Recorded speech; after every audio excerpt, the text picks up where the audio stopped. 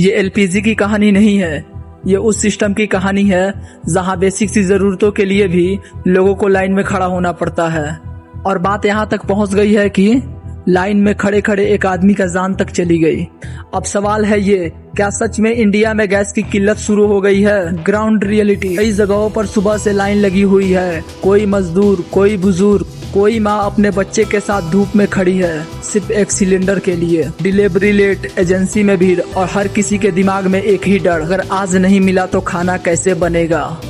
और इसी बीच एक खबर सामने आई, एक आदमी घंटों लाइन में खड़े थे, कभी भीड़ कभी इंतजार। अचानक तबीयत खराब हो गई, लोग कुछ समझ पाते उससे पहले उनकी जान चली गई। वो बस अपने घर के लिए गैस लेने आए थे, लेकिन वापस घर नहीं जा पाए। अब यहाँ सबसे बड़ा सवाल, क्या गैस खत्म हो रही है? साफ जवाब, नहीं, गैस खत्म नहीं हो रही, लेकिन सिस्टम पर दबाव बढ़ रहा है। रियल रीजन देखो भाई, आसान भाषा में समझो। इंडिया अपनी आधी से ज्यादा एलपीजी बाहर से मंगाता है। अभी मिडिल ईस्ट में लड़ाई चल रहा है, जहां से जहाज आते हैं अब वही रास्ता रिक्सी हो गया है।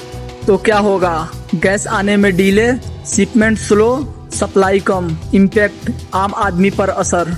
अब जब चीज कम आएगी तो दाम बढ़ेगा, लोग डरेंगे और ज्यादा खरीदेंगे। और यही हो रहा है, पैनिक बाइंग। एक की जगह पे 2 सिलेंडर लेने लगे लोग। गवर्नमेंट रिस्पॉन्स, सरकार ने क्या किया? घर वाले को प्रायोरिटी, फैक्ट्री वालों को एलपीजी कम, सब्सिडी जारी कर दी ताकि कम से कम घर में चूल्हा जलता रहे। रियलिटी चेक, साफ सच। तो भाई फाइनल सच सुनो, गैस मिल रहा है लेकिन आसानी से नहीं, कहीं डिले, कहीं लाइन, कहीं टेंशन।